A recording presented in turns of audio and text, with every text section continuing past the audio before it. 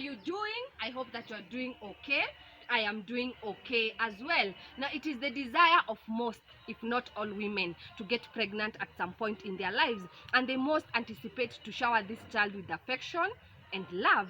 But what if this does not happen? What if you get a child and there's no bond or connection at all? Last weekend, we woke up to the sad story of Wanja Kavengi, a famous Facebook blogger who confessed about her dysfunctional relationship with her son. She claimed how she doesn't love him and that she is tired of hurting him.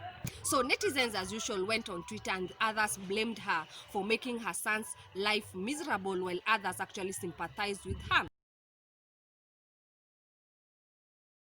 So what is this that is Wanja Kavengi suffering from? Is it normal? Is it common?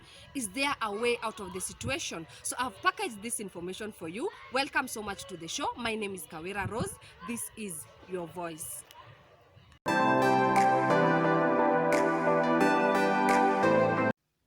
So after perusing through several pages, I came across two different words that I would want you to understand correctly. Number one is perinatal depression. Number two is postpartum depression. Now, according to Wikipedia, a postpartum depression, that is PPD, is a type of mood disorder associated with childbirth which can affect both sexes, that is male or female. Onset is typically between 1 week and 1 month following childbirth. On the other hand, according to National Institute of Mental Health, perinatal depression is a mood disorder that can affect women during pregnancy and after the child is born. The difference is that postpartum happens after the child is born, while perinatal actually happens during the pregnancy and also after the pregnancy. The signs and symptoms are trouble bonding and forming an emotional attachment with the new baby, among others.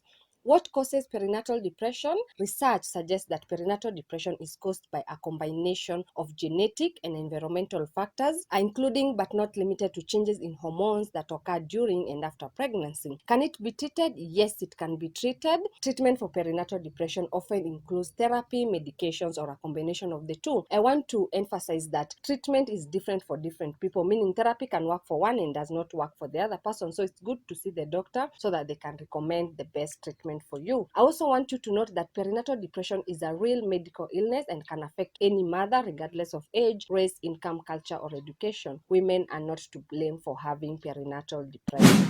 Have mind stories of women who went through postpartum depression and they overcame. Let's take a look. I knew I had postpartum depression from the first time when I went to go and pump my breast milk at work, and I just broke down crying. I actually remember saying to my husband, people kept saying I'd be so emotional and I feel fine. And the reality of the situation was that I was completely emotionally numb. When my son was 4 months old, and I remember breastfeeding him, but he wouldn't stop crying. And I got face to face with him and I screamed, "Stop crying." That was probably the moment I realized I needed help.